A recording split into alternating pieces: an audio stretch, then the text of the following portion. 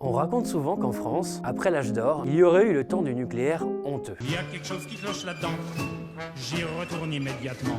Bon, c'est vrai qu'après Fukushima, c'était pas forcément ce qu'il y avait de plus évident à assumer. D'ailleurs, les Allemands, eux, avaient carrément dit stop. Mais depuis, de l'eau a coulé sous les ponts et l'atome est revenu en grâce à la faveur des enjeux climatiques. Très bien. Les moins en revanche, c'est qu'on s'est mis à se demander si la France, patrie de l'atome glorieux, ne commençait pas à avoir désormais des énergies renouvelables honteuses. Au point que des gens prétendent qu'on pourrait mener la transition énergétique en se passant des renouvelables. Et ça va peut-être en décevoir certains, mais c'est juste impossible. Et oui, car la question de la transition, c'est pas pour ou contre le nucléaire, pour ou contre les renouvelables, c'est bien tous contre les énergies fossiles. Et aujourd'hui, l'essentiel de notre consommation d'énergie, 60%, reste issu des fossiles. Et pour en sortir, le nucléaire seul ne suffira pas. C'est là que les renouvelables seront bel et bien indispensables. Il faut tout faire en même temps et en mode accéléré. L'énergie, ça n'est pas que de l'électricité. On a aussi besoin de molécules pour se chauffer, se rafraîchir et se déplacer. C'est tout un panel de solutions pour utiliser moins de pétrole, moins de gaz fossile et moins de charbon. Il y a la géothermie, l'éolien terrestre et en mer, le bois énergie, l'hydroélectricité ou encore les énergies marines, le photovoltaïque et les gaz renouvelables. RTE l'a d'ailleurs écrit noir sur blanc, la France n'aura pas d'autre choix que de recourir aux énergies renouvelables. Et même dans le cas où on parviendrait à renouveler rapidement notre parc nucléaire. Et ça, ce n'est pas seulement une question pour la France, c'est le cas dans toute l'Europe. Et l'Europe, justement, que peut-elle faire pour soutenir